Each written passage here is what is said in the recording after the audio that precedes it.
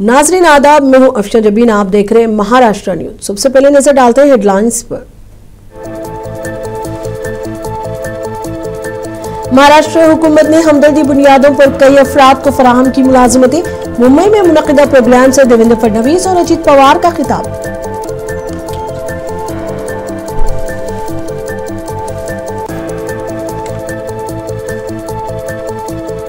देवेंद्र फडणवीस एक बेबस वजीर आला है, बदउनवानी को रोकने में हो रहे हैं नाकाम।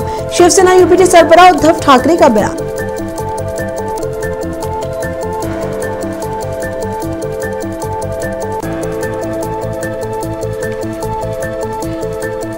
गणेश नायक सिर्फ जाती फायदे के लिए बीजेपी में हुए हैं शामिल।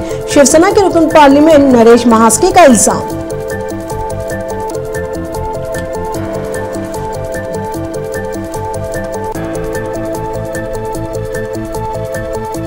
सिंधुदुर्ग जिले में समंदर के साहिल पर हादसा, तफरी मनाने गए 8 अफराद डूबे, 4 लाशें बरामद, मजीद अफराद की तलाश जारी।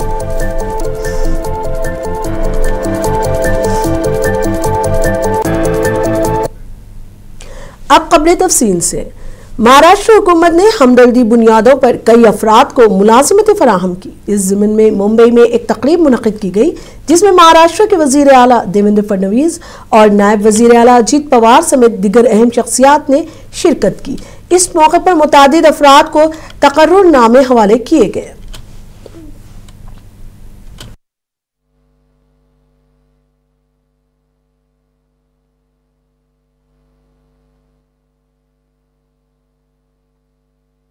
अतिशय पारदर्शी फुलप्रूफ अशा प्रकारची सिस्टीम, पण अतिशय गतिशील सिस्टीम ही कशी तयार होईल अशा प्रकारचं त्यांनी आता एक त्याचा अभ्यास तयार केलाय। येत्या काही महिन्यांमध्ये किंवा काही दिवसांमध्ये त्याच्या संदर्भातला अंतिम निर्णय हा राज्याचं सरकार घेईल आणि तो निर्णय झाल्यानंतर मला असं वाटतं की ही गतिशीलता येईल। त्यामुळे एकीकडे 150 दिवसाचा कार्यक्रम जो आपण त्या ठिकाणी पुराच्या परिस्थितीमुळे 100 दिवस आपण पुढे नेलेला आहे, पण तो कार्यक्रम म्हणजे ज्याच्यातनं आपण सेवा प्रवेश नियम नीट तयार करू, आपले जे काही त्या ठिकाणी बिंदू नामावली आहे त्या सगळ्या तपासून घेऊ, म्हणजे एक प्रकारे युद्धाला जाताना सगळी तयारी जी करावी लागते तशी सगळी तयारी करून आणि मग समाजवादी पार्टी के रियासती सदर अबू आसिम आजमी ने रियासती हुकूमत की जानिब से हमदर्दी बुनियादों पर कई अफराद को मुलाजिमत फराहम करने का खैर मकदम किया। ताहम उन्होंने कहा कि हुकूमत ने इस मामले में काफी ताक़ीर की।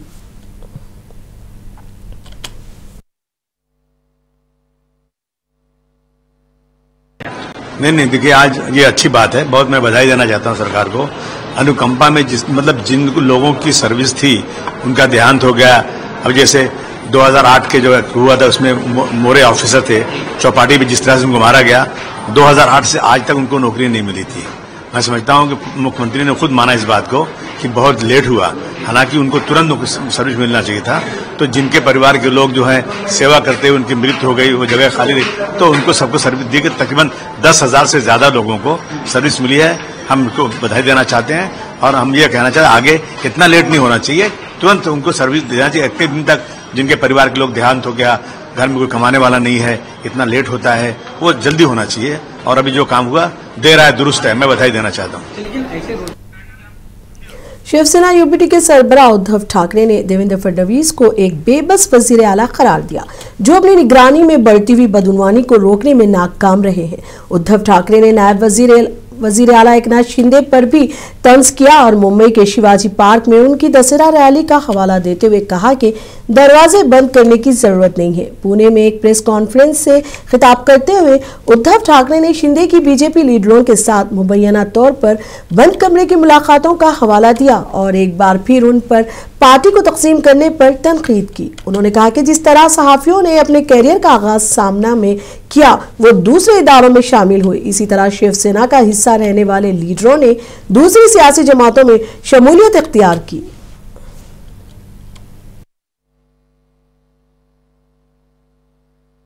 आमच्याशी वागत असतात, राजकारणामध्ये सुद्धा तेच आहे.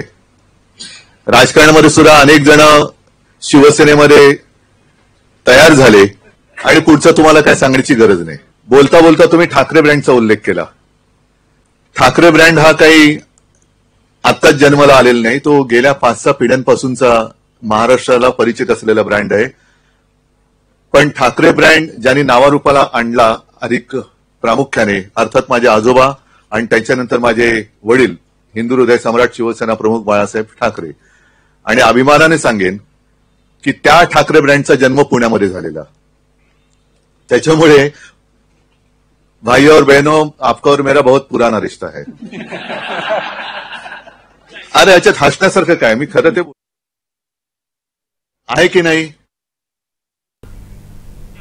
शिवसेना यूपीटी के एमपी संजय राउत ने कहा कि वजीर-ए-आजम नरेंद्र मोदी को मुंबई के अपने दौरे के दौरान महाराष्ट्र में हालिया सैलाब की वजह से नुकसान का सामना करने वाले किसानों के लिए इमदाद का ऐलान करना चाहिए. राउत ने कहा किसानों के लिए एक रिलीफ पैकेज का ऐलान दिल्ली से होना चाहिए था.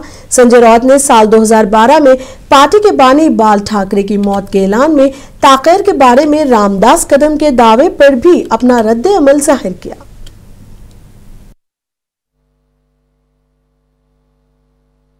रामदास कदम हा कधीच भरोशाचा माणूस नव्हता. खरं म्हणजे त्यांनी उद्धव ठाकरे साहेबांचं फोटो लावून रोज पूजा केली पाहिजे. कोकणामध्ये विधानसभेची निवडणूक हरल्यावर माननीय उद्धव साहेबांनी त्यांना 2 वेळा विधान परिषदेवर पाठवलं. 2 वेळा. असं कुठल्या पक्षात होतं का?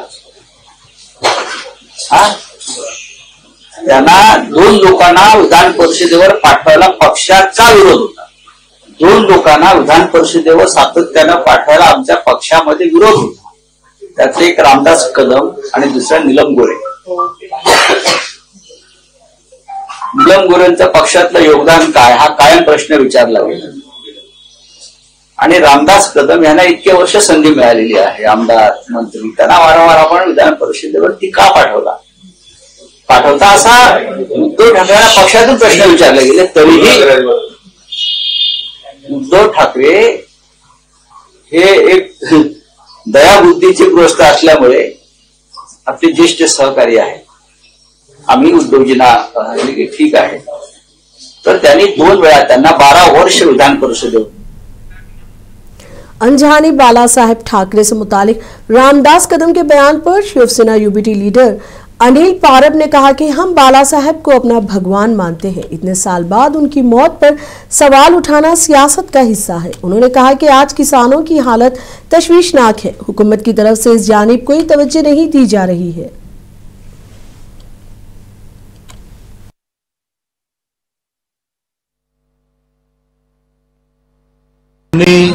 शुरुआत में ये कहा है कि ये जो हरकत उन्होंने की है इसको हमारे मराठी में नीचपना कहते हैं. इसलिए क्योंकि बाला साहब को हम हमारे दैवत मानते हैं और उनके मृत्यु के बारे में आज 13-14 साल के बाद में सवाल उठाना ये राजनीति का भाग है. स्थानीय स्वराज्य संस्थान की इलेक्शन आ रही है. इस इलेक्शन में उनको मालूम है कि अपना सुपड़ा साफ होने वाला है और इसलिए ऐसे इशू को आगे लाके लोगों का ध्यान जो बेसिक इश्यूज हैं, आज आपको मालूम है जो किसान जो आज उनकी जो हालत है वो इतनी खराब है, उनको गवर्नमेंट कोई मदद नहीं दे रही है, उनके बारे में कुछ सोच नहीं रही है. ऐसे सब इशू को छोड़ के मेन इशू से लोगों का ध्यान दूसरी तरफ जाना चाहिए, इसलिए ये उठाया हुआ. महाराष्ट्र के वजीर जंगलात गणेश नायक के बयान पर शिवसेना के रुकने पार्लियामेंट नरेश महास्के का कहना है कि महायुति के तौर पर इलेक्शन लड़ेंगे. अगर गणेश नायक कोई और फैसला करने वाले हैं तो उन्हें बताना चाहिए कि हमें अलग से इलेक्शन लड़ना चाहिए. नरेश महास्के ने इल्जाम लगाया कि गणेश नायक सिर्फ जाती कायदे के लिए बीजेपी में शामिल हुए हैं.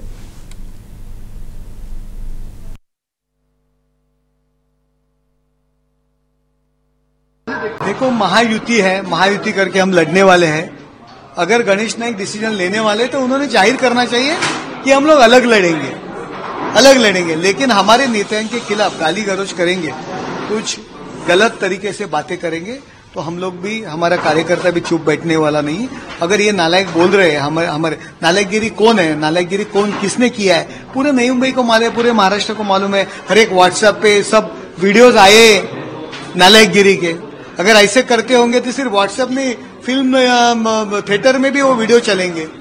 यही मैं उनको लास्ट मुंबई में ओबीसी लीडरों की मीटिंग मुनक्किद हुई। महाराष्ट्र के वजीर चंद्रशेखर बावनकुले का कहना है कि ओबीसी काबीना सब कमेटी और ओबीसी समाज के बहुत से लीडरान के मुतालबे पर मीटिंग मुनक्किद की गई। उन्होंने कहा कि इस दौरान ओबीसी समाज के लीडरों ने अपने खदशात से वाकिफ कराया।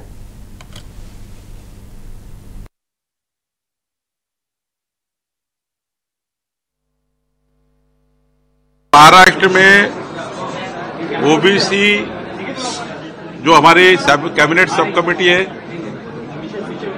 और माननीय मुख्यमंत्री जी को ओबीसी समाज के कई लीडर्स, खासकर विजय वडेट्टीवार जी और बाकी लीडर जो ओबीसी समाज के लीडर्स है, उन्होंने डिमांड की है कि एक बैठक माननीय मुख्यमंत्री ने लेनी चाहिए। माननीय मुख्यमंत्री जी ने वो बैठक आयोजित की है और ओबीसी नेताओं का क्या कहना है ये सुनना हमारी जवाबदारी है। मराठा समाज का जो डेलीगेशन आता है उस पर भी हम सुनते हैं। दोनों समाज का जो हित में वो हम करते हैं।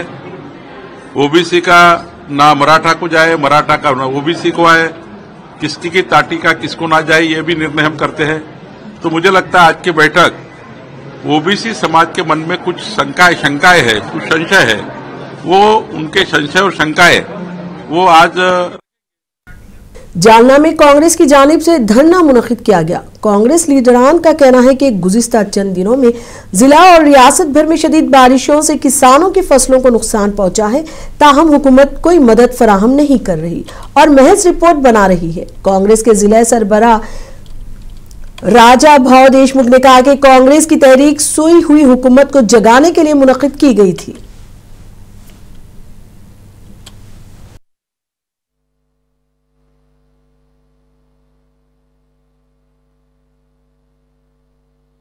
हमारे जालना शहर में लोक बस्ती में काफी जगहों में पानी, घरों में पानी गया।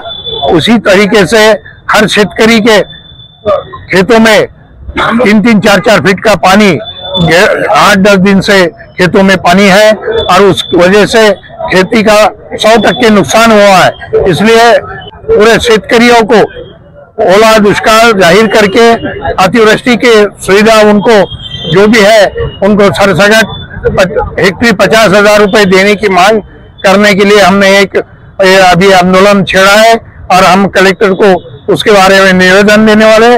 और जो सरकार ने आश्वासन दिया था कि शेतकरियों को 100% कर्ज माफी देंगे, वो ऐसे माहौल में जब दुष्काल और ओला दुष्काल अभी मराठवाड़े में है तो पूरे शेतकरियों को कर्ज माफी देके उनको राहत देने का काम ये सरकार ने।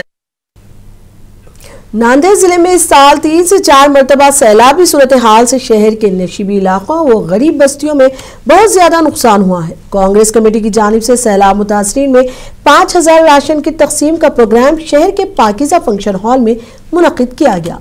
कांग्रेस कारकुनान ने सैलाब मुतासिरा वार्डों में सर्वे किया और मुतासिरा खानदानों में टोकन तकसीम किए। आज वार्ड के साबिक कॉर्पोरेटर्स और पार्टी लीडरान के हवाले ये राशन किट दे दी गई। आइंदा 2 दिनों में ये किट मुतासिरा खानदानों तक पहुंचा दी जाएगी। इस मौके पर नांदेड़ के रुकन पार्लियामेंट रविंद्र चौहान, नांदेड़ जिला सदर राजेश पौड़े, हनुमंत पाटिल व शहर सदर अब्दुल सत्तार की मौजूदगी में ये प्रोग्राम मुनक्किद किया गया। इस तकरीब में उलमा इकराम भी मौजूद थे। वाटप हो रही है तकरीबन ये कुछ एरिया जैसा कि शास्त्री नगर, लालबाड़ी, 13 नगर के वहाँ से शुरुआत है, फिर खड़गपुरा, सैलाब नगर, तुम्हारे दुलेशाह रहमान नगर, तुम्हारे अलवर गंगा चाल, उसके बाद गुरदान घाट का टेकड़ा, फिर गाड़ीपुरा, फिर फतेहपुर, फिर के बाद में अपने नावघाट, मल्लिया, उसके बाद में भौशी नगर, उसके बाद बिलाल नगर, गंगा नगर, पाकिया नगर, हिलाल नगर, ऐसे किट वाटप हो रही है और सभी हमारे साथियों ने काम किया। और फिर एक बार मैं आप लोगों का, मीडिया का भी शुक्रिया अदा करता हूँ कि 5,000 किट बनाए। हम थोड़ी खिदमत है, अल्लाह ने हमको इसको कबूल करा अल्लाह हम चाहते हैं कि इसको कबूल करे और शर से इसकी हिफाजत करे। और जो भी है आप लोगों ने मुझे मदद की, आपका भी पत्रकारों। औरंगाबाद MIT कॉलेज में एंडलेस हेल्पिंग फाउंडेशन की जानिब से मेगा जॉब फेयर मुनक्किद किया गया। फाउंडेशन के नायब सदर जाकिर पटेल ने बताया कि जॉब फेयर में 100 से ज्यादा कंपनियों ने हिस्सा लिया और 2000 से ज्यादा उम्मीदवारों ने इस्तेफादा किया। उन्होंने कहा कि मुल्क में बेरोजगारी बढ़ रही है और ऐसे में इस तरह के रोजगार मेले नौजवानों के लिए काफी माउन साबित होते हैं।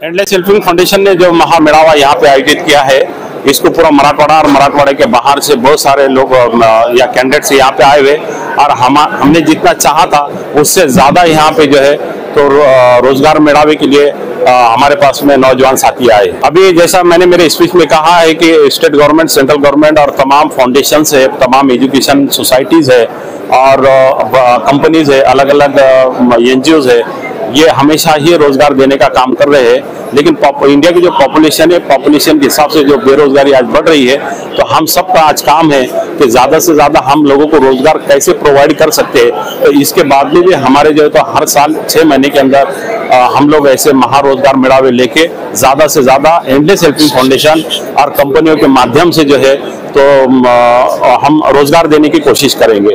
उसी तरह अगला कदम क्या रहेगा? अगला कदम हमारा बेंगलोर, हैदराबाद, मुंबई और पुणे के जो IT सेक्टर की जो कंपनीज है, यहाँ 6 महीने के बाद हम लोगों का एक जॉब मेला उनका भी आयोजित करने जा रहे हैं और वो जॉब मेले में IT के ज्यादा से ज्यादा जो IT के जो स्टूडेंट है या IT के जो इंजीनियर्स है उनको जॉब देने का काम हम लोग करेंगे। आपका पूरा नाम सर? मैं जाकिर पटेल, एंडलेस।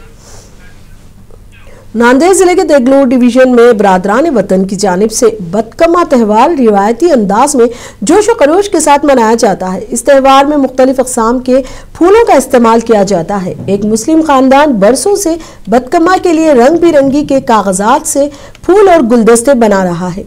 शेख लाल मोहम्मद और उनके आबा वजादाद सरगर्मी से जुड़े हुए हैं। यास्मीन बेगम ने बताया कि हम हर साल बदकमा त्यौहार के मौके पर गुलदस्ते बनाते हैं और यहाँ के मशहूर बाजार डॉक्टर राम मनोहर लोहिया मैदान में फरोख्त करते हैं।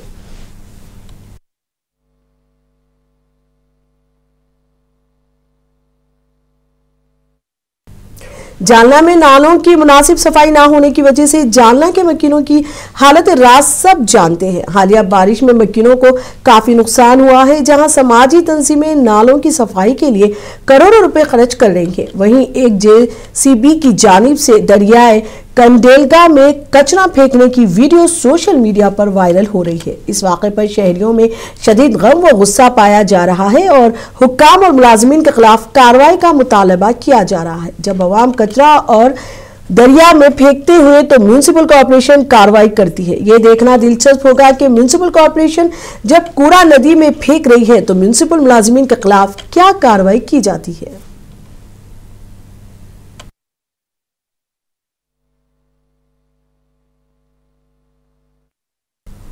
महाराष्ट्र के सिंधुदुर्ग जिले के शेरोविलागर साहिल पर एक बड़ा हादसा पेश आया। 8 सियाह जो समंदर में तैरने गए थे, तेज लहरों की मध्य में आकर डूब गए। उनमें से 4 की मौत हो गई, एक नौजवान को बचा लिया गया, जबकि बाकी 3 की तलाश ताहाल जारी है।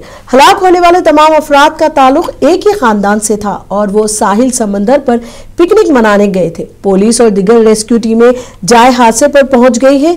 मुकामी गोताखोर और रेस्क्यू टीमें भी समंदर में लापता होने वालों की तलाश में मसरूफ है।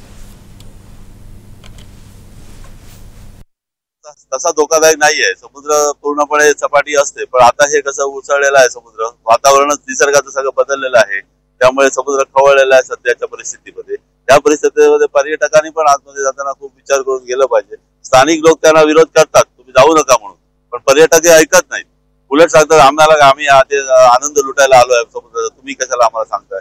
काल पण अशी जी दुर्घटना घडली त्यावेळी इतर जे पर्यटक होते ते पण समुद्रात आंघोळ करत तिथे जात होते, त्यांना पण आमच्या स्थानिक लोकांनी त्यांना रोखायचा प्रयत्न केला, पण ते उलट उत्तर द्यायला लागले, आम्हाला काय तुम्हाला काय पडलंय, आम्ही तिथे आनंद घ्यायला आलो आहे असं सांगतात लोक। त्यामुळे स्थानिक लोकांचा पण नाईलाज होतो अशा वेळी। मी स्थानिक आहे इकडचाच, इतके 1 किलोमीटरवरती घर आहे. आता घटना आता तुम्हाला मी सांगतो म्हणजे काय आहे ऍक्च्युली काय हे समुद्र म्हणजे थोडस निसर्गाचंच हे आहे ते एक महत्वाचा भाग आहे आणि आतमध्ये त्याच्या काय चाललेलं असतं हे आपल्याला माहित नसतं बऱ्याचदा. वरनं बऱ्याचदा समुद्र बरा वाटत असतो, खालून काय असतं बऱ्याचदा खड्डे असतात, पाण्याला करंट असतो आणि त्यामुळे काय झालंय 2008 साली आम्ही ऍक्च्युली पूर्वीपासून म्हणजे लहानपणापासून जेव्हा आम्ही कळायला लागलो त्यावेळी महाराष्ट्र के अंबरनाथ रेलवे स्टेशन का एक वीडियो सोशल मीडिया पर तेजी से वायरल हो रहा है। कॉलेज की तलबा की चेन छीनने वाला शख्स सीसीटीवी में कैद हो गया। अगले दिन वो दोबारा चेन छीनने के लिए इसी मुकाम पर वापस गया था, लेकिन वहां मौजूदा जीआरपी और आरपीएफ की टीम ने उसे पकड़ लिया। सिक्योरिटी एहलकारों से बचकर उसने फरार होने की भी कोशिश की, लेकिन उसे पकड़ लिया गया। जीआरपी और आरपीएफ की उस कार्रवाई से अंबरनाथ रेलवे स्टेशन इलाके में मुसाफिरों को बड़ी राहत मिली है।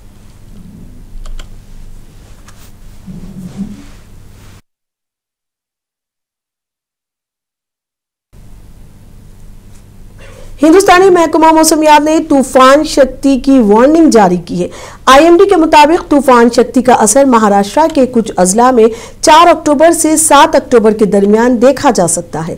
आईएमडी ने महाराष्ट्र के साहिली अजला जैसे मुंबई, रायगढ़, रत्नागिरी, पालघर और सिंधुदुर्ग के लिए अलर्ट जारी किया है। आईएमडी ने माहीगीरों को समंदर से दूर रहने का मशवरा दिया है। महकमा मौसमियात ने मशरकी विदर्भ और मराठवाड़ा के इलाकों समेत महाराष्ट्र में भारी से बहुत ज्यादा बारिश की वार्निंग जारी की है।